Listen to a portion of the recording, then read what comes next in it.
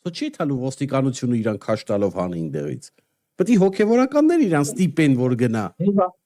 Նրա համար էլ ասում եմ մեր հույսի հիմա վարչապետն է։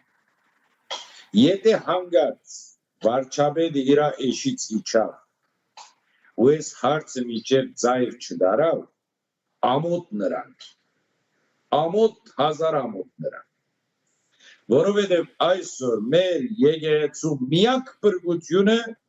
մնացել է Նիկոլ Փաշինյանի վրեն, անկախ նրանից ինքը արժանավոր է, արժանավոր չի, ինչ է, դավաճան է, ինչ չի հետաքրքրում։ Ինձ հետաքրքրում է, որ այսօր մեր վերջին հույսը, որպեսզի այս գեղձը մաքրվի մեր եկեղեցուց, մեր ներկա վարչապետն է։ Եթե ինքը հանձնվեց ամոթ նրան, ու եթե չհանձնվեց ու գնաց մինչև վերջ ու մաքրեց հայ եկեղեցին, ես ամբողջ կյանքումս չեմ մոռանալու, որ մենք մի օր ունեցել ենք մեկը, որուն հոգին միայն Աստված կարող է գնել,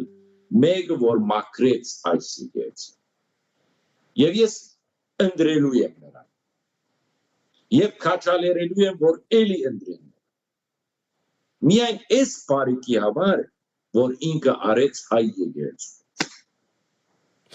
Սա բոլոր հոգևորականների սրտից է, բոլոր հոգևորականների բերնից է։ Այո։